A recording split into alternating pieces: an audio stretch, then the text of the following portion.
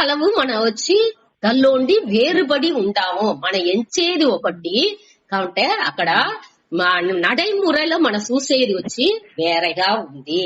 మనకు ఆ పాదుగాపు అనే ఉణర్వుని అన్ని మన ఎంచేదింత నడితే కూడా పాదుగాపు ఉణర్వు లేదు. అదే మరి కొంచెం ఒక్కటి మారి నడిస్తున్నాను வாழ்க்கைలో మన చేత ఉండేదిలో మన ఎంచేదిలో ఒకటి మారుతున్నాலும் మన నుంచి దాని தாங்குந்து வெளில ఉంటుంది. అయ్యో ఇది అవిసిందే அடுத்து మనకు பாதுகாப்புన్నా అనే వెరుపు వచ్చింది. అదే మరి మన మనసు அமைதி లేకుండా తవిచిందిగా ఆరంభించింది. ఆ ఆనందాన్ని మన అనుభవించకుండా మన వచ్చి అట్నేని వర్తాలోని అట్నే కష్టాలోని ఏమో ఆ పాదాలలో ఉండట్టుగా మన ఫీల్ చేసేవు. అయ్యో ఇట్ట పోయిందే ఏం చేస్తాము అట్ట అనేసి ఒక మనసు వర్తం వచ్చిందిగా ఆరంభించింది. ఇది అన్ని లేకుండా ఉండేదానికి ఏం చెయ్యాలని శాస్త్రం చెప్తుంది. ఇది అన్నినే నీకు రోగనే ఉంది, నువ్వు దాని వాచ్ చెయ్యి. మనకు రోగనే ఉండే ఆ శాంతనే ఆ పాదుగాపే అదే వద్దే ముఖ్యం. అది దాని మన పురుంజుకున్నా ఉంటే ఇది అన్నినే ఒకటి లేదు అనేదాన్ని మన తెలివిగా పురుంజుకుంటాం. దానికి ఇది దోవని సూచిస్తుంది. శాస్త్రం వచ్చి కన్నాడి మారి ఎట్టా ఒక కన్నాడిలో మన మూతిని మన బింబాన్ని మన ప్రతిబింబం ని చూసి మన రిఫ్లెక్షన్ మన ప్రతిబింబాన్ని కన్నాడిలో చూసి మన సరి చేసుకుంటున్నామో, మన సుఖ పెట్టిందో లేకపోతే అన్ని సరిగా ఉందా, మన దివ్యింది సరిగా ఉందా, అంత కరెక్ట్ గా పెట్టిందామా అట్లాంటి అన్నిని మన చూసి సరి చేసుకుంటున్నామో అదే మాది ఈ శాస్త్రాన్ని చూసి మనని సరి చేసుకోవచ్చు. అది ఒకటి. మనం ఇంకోటి వచ్చి రసించచ్చు. మన బాగుంటామా అట అనేసి చూసి రసించుకుంటున్నాం. ఇక స్వామి చెప్తారు తెల్లాట్లు ఇవ్వగానే కన్నాడి చూసే ఉంటా. దేని కన్నాడి చూసే నైట్ ఎలికి ఏమన్నా ఏదైనా కరిసి పెట్టిందా, ముక్కుని కరిసి పెట్టిందా అట్లా ఏదైనా ఒక్కొక్కటిని ఏదైనా చేసిందా, అన్ని కరెక్ట్ గా ఉందా అని చూసుకుంటున్నా ఉంటా తెల్లాట్లు ఇవ్వగానే కన్నాడిని. అనగా బ్రష్ చేసేప్పుడు కన్నాడి చూసేము, అనగా తలపోసి వచ్చి అనగా డ్రెస్ వేసి ఆవాల కన్నాడి చూసేము. అదింతా సరే కార్ల పోయి కూండిన వెనక తిని ముడిచిన వెనక కన్నాడి చూసేమో. ఏదైనా మీసలో ఒట్టు ఉందా, అక్కడ ఏదైనా ఒట్టు ఉందా, నోట ఇక్కడ ఉందా, సరే అదింతా సరే. ఆన కార్ల పోయి కూండగానే ఆనగాని కన్నాడి చూసేమో. దేనికోసరం అది మట్టు నాకు పురించలా అనేది. అదావదు మనని చూసుకుందుకే మనకు అంత ఆశ. ఆ ఆత్మనస్తు కామాయ సర్వం ప్రియం భవతి అంటారు. మనని చూసేదిలో అంత విరుపం ఉంది మనకు. దాని మన ఇట మారి ఎక్స్ప్రెస్ చేసుకుంటాము. అట్ట చూసేప్పుడు మన రసించుకోవచ్చు. మనని రసించుకోవచ్చు. ఏమి తప్పులుందో దానిని సరి చేసుకోవచ్చు. దానికే ఈ శాస్త్రం. సరే మనకు రోగనే ఉంది ఆనదేని మనకు తెలా ఉంటుంది. ఏం మొదట చూసాము మనకు వచ్చి ఏమి లక్ష్యం అనే దాన్ని చూసేము. లక్ష్యం వచ్చి మన அமைதி కాని పాదుగాపు కాని సొంత ఆనందం కాని మన ఆనందాన్ని అడంజాలే అనేదే మనోடைய ఎన్నం. సరే అది బయట లేదు, రోగనే ఉంది అని శాస్త్రం చెప్పింది. రోగనే ఉంది అంటే దేనికి మనకు తెలా అంటుంది అటానికి మనం యోచించేప్పుడు అది వచ్చి ఏమి మరంజుకుంది. ఇప్పుడు ఎట్టా ఒక సూర్యునుடைய ప్రతిబింబం ఒక నీళ్ళలో పెట్టి చూసినాముంటే నీళ్ళు వచ్చి కలంగలా ఉన్నది అంటే ఆ సూర్య బింబం సరిగ్గా తెలాదు. మడ్డి వాటర్ సఖదిగా ఉంది అని పెట్టుకోండా. నీళ్ళు వచ్చి సఖదిగా ఉంటే ఆ సూర్య బింబం ఆ దిల్లో నీళ్ళలో బాగా తెలాదు. అదే మారి నీళ్ళు అసంజుకుంటా ఉంటనాలు సూర్యునుడియ ఆ బింబం వచ్చి క్లియరా మనకు నీళ్ళలో తెలాదు. ఇంకొకటి సూర్యుని మేఘం మరచిన్నది అని పెట్టుకోండా. అప్పుడు మన నుంచి దాన్ని చూసింది వెళ్ళవుదే. ఈ మూడుని శాస్త్రం వచ్చి మలం, విక్షేపం, ఆవరణం అట అని చెప్పును. మీరు సంస్కృతం చెప్పేదాన్ని విరాకుండా నే అప్పుడప్పుడు దానికి విళకొని సేరి చెప్పునే వచ్చితును. మలం అంటే இம்பியூரிட்டி, அதாவது தூய்மையற்ற தன்மை, அழுக்குன்னு அர்த்தம். கண்ணாடிలో అழுக்கு నిండా ఉన్నది మన బింబం దల్ల తెలుసునా తెలాదు. కన్నాడిని బాగా దానిచి ఏం చేస్తాము, మొదట తుడిస్తూ ఏదో దూసింత పడి ఉన్నది దాని క్లీన్ తుడుతోనే మన బింబం అక్కడ తెలుసును. అది దాని మలం అనే ఆ తూய்மையற்ற తన్మై. அடுத்து విక్షేపం. విక్షేపం అంటే మన నీళ్ళలో చెప్పినవి ఆ చలన తన్మై. అది నీళ్లు అసంజుగుంటా గాలిలోనో ఏదో ఒక దీని నుంచి అసంజుగుంటా ఒక రాయి వేసేమో దాని నుంచి అది అసంజుగుంటా ఉంటనాలు మనోடைய బింబం అక్కడ తెలాదు. దాని విక్షేపం అంటారు. విక్షేపం అంటే చలన తన్మై, ఆడుకుంటా ఉండేది. அடுத்து మరంజేది. మన మేఘం ఎట్టా సూర్యుని మరచుతుందో దానికి ఆవరణం, మరైతల్ అర్థం. అదావదు మొదటిది తూய்மை అற்ற తన్మై మలం. அடுத்து విక్షేపం అనేది చలనం, చలనతోడు కూడియదు. అది చలన ఏవాళ అసంజుకుంటా ఉంది అట్ట చలనం విక్షేపం. அடுத்து ఆవరణం. ఆవరణం అంటే దాని మరచితుంది, బింబాన్ని మరచేది. ఇప్పుడు ఇదేది మన రోగం. మన దీని చూసినామంటే మన మనసు தேவையற்ற ఎన్నాలు ఏకపట్ట రోగం వేసేప్పుడు అది తూய்மை లేకుండా సకాఫ్ అవుతుంది, ఇంప్యూర్. ఆ తూய்மை లేకుండా మనసు ఉన్నదిట మన రోగం ఉండే ఆత్మని, ఆ సత్సిత్ ఆనంద స్వరూపాన్ని మన నుంచి క్లియర్ గా చూసింది వెళ్ళ ఉంటుంది. ఎట్టా ఇంకొక ఎగ్జాంపుల్ కూడా స్వామి చెప్పినారు. బోర్వెల్ మన రోగ నీళ్ళుంది కాబట్టి ఆ నీళ్ళని మన నుంచి ఎత్తింది. ఎట్టా బోర్ వేరే వేరే తావులో ఎక్కడ నీళ్ళు ఉంది తెలాలి, అది అన్ని మరంజుకుంది. వేరే వేరే లేయర్స్, అదావదు మಣ್ಣు రాయి అట మారి ఏకపట్ట ఇది దాన్ని మరచుకుంది. ఆ దీని పూర మన క్లీన్ చేయాల. ఇప్పుడు మనకు మనసులో మొదట మలం. మలం అనేది తూய்மையற்ற ఎన్నంగల్. ఆ తూய்மையற்ற ఎన్నంగల్ని మన ధర్మ వழிలో నడిసి దాని మొదట తూய்மை చెయ్యాల. దాని ఎట్టా చేసిందలో నుంచి చెప్పారట శాస్త్రాల్లో. కర్మయోగా నుంచి దాని చేసిందలోను. ఈ మలాన్ని మనం ఎట్టా క్లీన్ చెయ్యాలంటే కర్మయోగం మూలంగా. దాని పற்றி విளக்கம் ఇంకొకరు సూత. జస్ట్ ఇది ఏమి మనకు ప్రச்சனை, దానికి ఏం తీర్వు అనే దాన్ని మట్టు నేడు చూసుకుంటా. అదావదు మలం తూய்மை అట్ర మనసు తూய்மை అట్ర తన్మైలో ఉండేదాన్ని తూய்மை చేసేదానికి మనకు ఉదవి చేసేది కర్మయోగం. அடுத்து మనం సంచలంగా ఉంది. ఒకవేళ ఈ సెకండ్ దీని పట్టి ఎంచుతుంది అంతవరోగా అయ్యో మన పాలు పొయ్యిలో పెట్టామా, అయ్యో దాన్ని చేసామా, పూటినామా, లేకపోతే ఇవాళ పనిది వచ్చినే ఇవాళ దాని వండినామా అటానికి ఎన్నాళ్ళు మార్చి మార్చి మార్చి మార్చి సంచలంగా ఏవాళ ఆ అలైలు మారి ఒత్తానే ఉంది. ఆ సంచల తన్మని మార్చేదే మనకు దానికి హెల్ప్ చేసేది ఉపాసనే. ఉపాసన యోగం లేకపోతే భక్తి యోగం అంటారు. ఆ భక్తి మూలంగా మనం ఏం చేసేముంటే దేవుడిని ఎంచేది, ఆ ఏకాగ్రత బుద్ధిని మనసుని ఒరుంగినెచ్చింది, ఫోకస్ చేసింది. ఎట్టా ఒక సూర్య ఒళిని లెన్స్ పెట్టి చూసేప్పుడు ఆ లెన్స్ నుடைய కువిக்கும் தன்மைன்னு சொல்லிக்கா దాని పెట్టి అది ఏం చేస్తుంది, ఆ సూర్య వెలిచాన్ని ఒక్క తావులో కువిచేప్పుడు అక్కడ తీ మంట నెరుపు వస్తుంది. అదే మారి మన మనసుని ఒకటి చేసింది, ఆ కువిచింది ఏకాగ్రత ఒక దిల్లో కువిచింది. ఈ ఉపాసனை அல்லது భక్తి యోగం అనేది మనకు హెల్ప్ చేస్తుంది. మొదట మనసుని తూய்மை చేసేదానికి చిత్త శుద్ధి అంటారు. దాని మనసుని తూய்மை చేసేదానికి కర్మయోగం మనకు ఉపయోగపడదు. அடுத்து చిత్త విక్షేప. చిత్తం మనసు సంచలపడుకుంటా వేరే వేరే దీన్ని ఎంచుకుని సంచలపడుకుంటా ఉండేదాన్ని మార్చింది. ఏది మనకు హెల్ప్ చేసిన ఉపాసన యోగం లేకపోతే భక్తి యోగం. దేవుడిని ఏకాగ్రత ఒరుముఖపట్ట మనసుని ఒరుముఖపట్ట తన్మైకి ఎత్తుపోయేది ఈ భక్తి యోగం లేకపోతే ఉపాసన యోగం.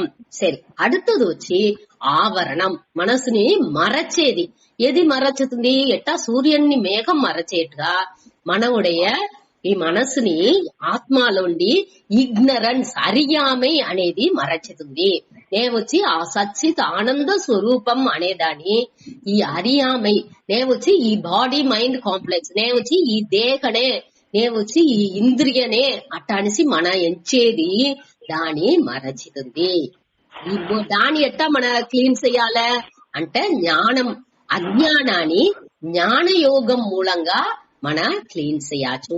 ఇప్పుడు మనకు 3 విధమైన మనకు ప్రాబ్లమ్స్ తడంగల్ దీన్ని తెలుసుకుందుకు 3 విధమైన ప్రச்சனைలు వస్తుంది. ఒకటి మలం, அடுத்து విక్షేపం, அடுத்து ఆవరణం. మలం అనేది தூய்மையற்ற தன்மை, విక్షేపం అనేది మనదినుடைய సంచల తన్மை, அடுத்து వచ్చి ఆవరణం. ఆవరణం అంటే మనసు ఫుల్లానే అరియామై నుంచి మూసి ఉండేది. అది దేని బట్టి క్లీన్ చేసేముంటే జ్ఞానయోగంగా. మొట్ట చిత్తశుద్ధి అనేది మన కర్మయోగం చేసేదాని నుంచి ఆ మనసు వచ్చి బాగా తూய்மை అవును. ఆ తూய்மையான మనసుని పెట్టుకుని మనం ఏం చేసేము చిత్తాన్ని ఒరుముఖపడితేము అది దేని నుంచి వెళ్ళవుతుంది ఈ భక్తి యోగాన్ని బట్టి ఉపాసనా యోగం అంటారు. ఆ ఉపాసన మెడిటేషన్ నామజపం అట్టాదింతా చేసి మనసుని ఒకదిల్లో కువిచ్చేవు. అట్ట కువిచంగా మనసు వచ్చి ఒరు నిలయపడిందిగా ఆరంభిస్తుంది. అట్ట దాన్ని పెట్టి మనం వచ్చి ఈ జ్ఞాన యోగాన్ని జ్ఞానంటే ఏమి అనే దాన్ని తెలుసుకుంటున్నాము. ఈ జ్ఞాననే మనముடைய అజ్ఞానాన్ని నివృత్తి చేసి మనకు నేను ఆ ఆనంద స్వరూపడే వచ్చి తనిగ లేదు నాకు తనిగ బయట ఉండి పాదుగాపు లేకపోతే ఈ మన அமைதி మనసునుடைய ఆనందం అన్ని బయట ఉండే తవళాలే అనే ఎన్నం మారి అది వచ్చి రోగనే మనకు ఉంది అనేది మనం పురించుకుని దానిలోనే నిలచి ఉండేందుకు ఆరంభించదు. ఆ జ్ఞానం మనకు తవళాలంటే ఈ శాస్త్రాలే మనకు హెల్ప్ చేస్తుంది. వేదాలో 4 భాగం ఉంది. వేదం అనేదేని మంత్ర భాగం అనగా బ్రాహ్మణ భాగం అనగా మంత్ర భాగం బ్రాహ్మణ భాగం அடுத்து వచ్చి ఉపాసనా భాగం అనగా ఆరణ్య భాగం அடுத்து వచ్చి వేదాంతం. ఇట 4 భాగంగా ఉంది. మంత్ర భాగాల్లో ఏం చేస్తుంటే దేవుణ్ణి అన్ని దేవుణ్ణి అని స్తుతి చేసేట్టుగా ఉండేది పూరా. ఇప్పుడు మన సూక్తాలు అని చెప్తారు. నారాయణ సూక్తం అనగా ఈ రుద్రం ఇది అన్ని దేవుడిని స్తుతి చేసేట్టుగా దేవుడిని ప్రైజ్ చేసి వాళ్ళని స్తోత్రాలు చెప్పేది పూరా ఈ మంత్ర భాగాల ఉన్న. அடுத்து వచ్చి ఈ బ్రాహ్మణ భాగం అనేదిలో దేవుడు ఎట్టా செயల్ని చెయ్యాల ఈ కర్మయోగం అనే పార్ట్ పూరా ఈ బ్రాహ్మణ భాగాల ఉన్న. அடுத்து ఆరణ్య కాండం అనే ఆదిల్లో వచ్చి ఉపాసన ఎట్టా దేవుణ్ణి మనసు ఒరిగినది ఎట్టా దేవుణ్ణి ఉపాసన చెయ్యాల అనే దాని పూరా మన ఈ వేదాలు ఉండే ఆరణ్య కాండం ఆరణ్య భాగం అనేదిలో మన తెలుసుకోవచ్చు. அடுத்து 4வது ఉండది వేదాంతం. అదే ఉపనిషత్తుని చెప్పేది. దానిలోనే మన జ్ఞానాన్ని పెట్టి తెలుసుకోవచ్చు.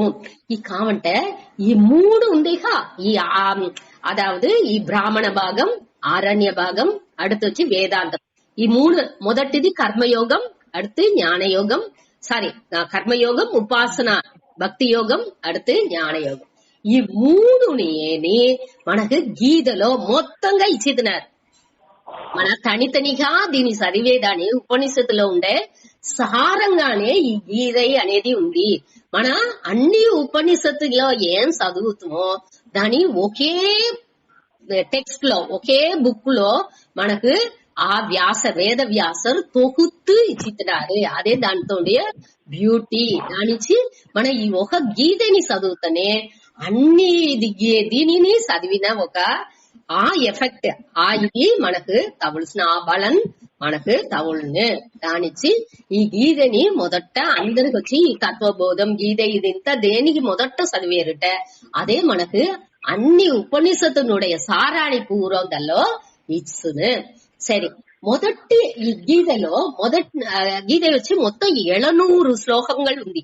ఇది వేద వ్యాసర్ అనే అతడు రాసిండారు. మహాభారతాలో మీకు ఆ కథలంతా తెలిసిన. మహాభారతాల్లో కృష్ణుడు వచ్చి అర్జునునికి ఆ పోర్ నడిసేప్పుడు కౌరవర్లని ఆ పాండవర్లని పోర్ నడిసేప్పుడు ఆ టయాలో దీని అర్జును కొలంబి పోయేది ఆవాళ ఆ కొలపాన్ని తీర్చింది కోసరం అతడు దీని చెప్పారు. ఆవిడ విளக்காలంతా మన அடுத்த క్లాసెస్ లో చూడాచు. ఉరి జస్ట్ ఎట్టా గీదే అనే బుక్ ఏముంది దల్లో అనే దాని పట్టి మన ఇవాళ చూడబోయాము అంతే.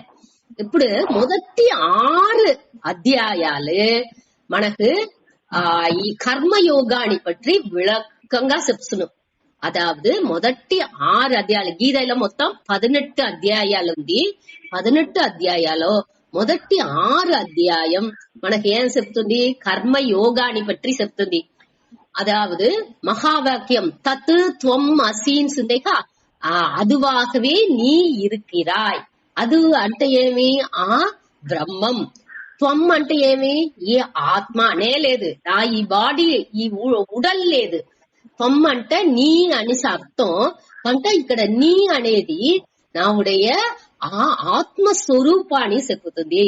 అదే మరి తత్ అనేది ఆ దేవుండుடைய ఆ దీని ఆ దానిలో బ్రహ్మం అనే దాని పట్టి చెప్తుంది. ఈ ఆత్మాని బ్రహ్మోని ఒకటే అనేది ఆ ఐక్యాన్ని అసి అనే పదం చెప్తుంది. ఈ ఫస్ట్ 6 దిల్లో మనకు నే దోరు నే ఎట్టా నావుడే గుణాలు ఏమి అనే దాని పూర్వం చెప్తుంది. అది కర్మయోగాన్ని సేరి చెప్తుంది. ఆ దిల్లో మనకు చిత్తశుద్ధి క్లీన్ అవసరం. 6 అధ్యాయం చదివేప్పుడుగే చిత్తశుద్ధి అనే దాని పట్టి మనకు బాగా పురించును. அடுத்து చిత్తశుద్ధి అవిన మనకు ఏం కావాలి? మనకు చిత్త ఏకాగ్రత. చిత్తానుடைய సంచల తన్మై లేకుండా అది ఒరుంగినేందాల. దానికి அடுத்த 6 చాప్టర్స్ ని அடுத்த 6 అధ్యాయాల్ని మనకు దేని పట్టి చెప్తుంది? ఈశ్వరుణ్ణి పట్టి ఇరైవంట దోరు దాని పற்றிய విளக்காలు పూరం మనకు அடுத்த 6 తత్పద విచారం చెప్తురు. దాని మొదటి 6 త్వంపద విచారం, அடுத்த 6 తత్పద విచారం. తల్లు మన ఈ దీనివుடைய அதாவது உபாசன யோகம், அதாவது சித்தத்தினுடைய ஏகாகிரத ஒரு நிலை படையడానికి ఏం చేయాలనో దాని పూర్వం அடுத்த 6 అధ్యాయం చెప్పితుంది. దానికి அடுத்த 6 అధ్యాయం ఐక్యాన్ని ఈ తత్ త్వం ఏది ఈశ్వరన్గా ఉందో, ఈశ్వర తన్మై ఉందో ఆ ఈశ్వరన్ ఆ బ్రహ్మనే నాకు గాని ఉన్నాడు, నేను గాని అదే ఉంటాను అనే ఆ ఐక్యాన్ని அடுத்த అసి పదం చెప్తుంది. అది వచ్చి జ్ఞానయోగ పరంగా ఉన్న అదే సమయాల్లో అది వచ్చి చిత్తనుடைய ఆ అజ్ఞానం మనస్సులో ఉండే ఆ అరియామని పూర్వం నేర్చును. ఇట 6 అధ్యాయంగా మనకు ఈ మహావాక్యాన్ని విளக்கம் చెప్పితుంది. దానికి ఏం మనం మీన్స్ దానికి ఏ దోవల పోవల చిత్త శుద్ధికి ఏ దోవల కర్మయోగం అనే దోవల పోవల చిత్త ఏకాగ్రత చిత్త ఒరుముఖపడేదానికి ఉపాసనా యోగం లేకపోతే భక్తి యోగం అనేది ఎత్తుకోలే. దానికి ఇరైవனை పற்றிய విచారం చెయ్యాలి. అట అనలైజ్ చేసి వాణ్ణి పట్టి తెలుసుకునేప్పుడు మనకు ఆ చిత్త వచ్చి ఏకాగ్రత అవసరం. ఒకటిగా అన్నిని సర్వాత్మ భావం అనేది మనకు పురించింది ఆరంచును. అనగా అసి అనే పదం వచ్చేప్పుడు మనకు రెండునుடைய ఐక్యం. ఈ తొమ్మిది తత్తుని వేరే వేరే లేదు, రెండు ఒకటే అనేదాన్ని మనం పురించుకుంటూ ఇది వచ్చి జ్ఞాన మార్గం జ్ఞాన యోగాన్ని బేస్ చేసి ఇది ఉంది. ఇట మారి మన ఇది పూరానేని గీతలోనేని మన క్లియర్ గా తెలుసుకోవచ్చు. దీనిలో ఇంకోటి మనం మెయిన్ గా తెలుసుకోవాల్సింది వేదాంత శాస్త్రం వచ్చి కొత్తగా ఏ అనుభవాన్ని ఇచ్చేది లేదు. అదావదు ఇది మన చదివితే మనకు రెండు కొమ్ము వచ్చునా అంటే అంత రాదు. లేకపోతే మనకు ఏదో నిండా అనిమా లకిమా అటానిసి ఏమో సిద్ధు వేలలంతా వచ్చునా అంటే అది ఇంత రావచ్చు ఒత్తనాలు. అది అవాంతర బలనే తవర అది ముఖ్యమైన బలం దొరకదు. అది ఇంత రావలే అనే దానికోసం వేదాంతం చదవాల్సిన అవశ్యం లేదు. అది ఇంత యోగం చేసేప్పుడు యోగ సిద్ధిలుగా దాన్ని చెప్పుతారే తవిర ఈ దీని నుంచి కొత్తగా ఏ అనుభవాన్ని మనకు రాదు. అనగా ఏ అనుభవాన్ని మనకు ఏర్కడమే ఉండే ఒక్క అనుభవాలని మనకు మారి ఉండదు. అదావదు ఇప్పుడు సూర్యన్ ఉంది అంటే సూర్యన్ మనకు తెలుస్తుంది అంటే సూర్యన్ వచ్చి సారీ ఇంకొక కాల్ సరే అదావదు మన అనుభవం తెల్లాట సూర్యన్ ఉదిచుతుంది సూర్యన్ మరంజుతుంది అనే అనుభవం వచ్చి మనకు బాగా తెలంగాణ సైన్స్ అంతా చదివింది మనక సూర్యన్ ఒక్కటి ఇటి రాలా పోలా సూర్యన్ అట్టనేనే ఉంది మన భూమియే చుట్టుతుంది అనేది మన పురించుకుంటున్నాము. కాబట్టి అత పురించుకున్న వెనక ఈ అనుభవం మారుతుందా? సూర్యుని ఉదిచుతుంది ఉదిచలేదు అనే అనుభవం మారుతుందా?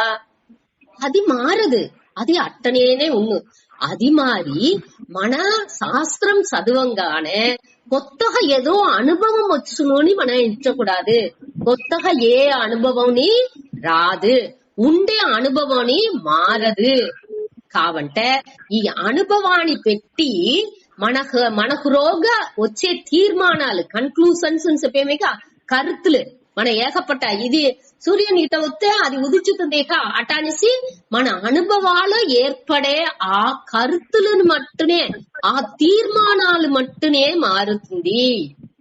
ఈ శాస్త్రాలు చదివేదానించి మన ఈ అనుభవాలు పెట్టి ఏమి మనకు రోగ తీర్మానాలు ఉంటుందో ఆ తీర్మానాలు మనకు మాట్రాలు ఏర్పడును. మన ముందర ఉండిన భావం ఏ భావాలు మనిషిలాని చూసినామో ఆ భావం మారును.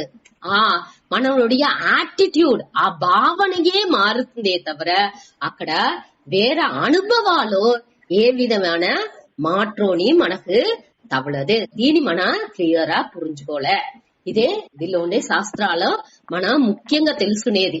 మన ఏదో ఇది గీత చదివితే మనకు ఏదో ఒక కొత్తగా ఒక అనుభవం వచ్చినంత ఎంచుకు వస్తే ఇక్కడ ఒక్కటి నడాది దాని మొదటనే చెప్పి రావలే అనే దానికోసం స్వామిలు దాని మొదటనే చెప్పితున్నారు. సరే దీని మన ఇంకా వచ్చే క్లాసెస్ లో టైం అయింది. ఇంకా వచ్చే క్లాసెస్ లో దీన్ని విళక్కంగా చూస్తా. ఈ కర్మయోగం, ఉపాసన భక్తి యోగం, அடுத்து ஞான యోగం దీని పెట్టి మనతో ఉండే ఈ తడలాని ఈ ప్రశ్నలని ఎట్టా సాల్వ్ చేయబోయేము అనేదే ఇక్కడ ఉద్దే ముఖ్యం. దాని మన వరుసగా అన్ని అధ్యాయాలు చూసేప్పుడు మన చూస్తాది. ఓం పూర్ణమద సెపిత దీంతో ఈ క్లాస్ ముగించుకుంటా.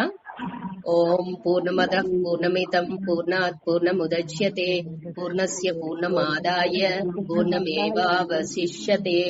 ఓం శాంతి శాంతి శాంతి. హరి ఓం శ్రీ గురుభ్యో నమః.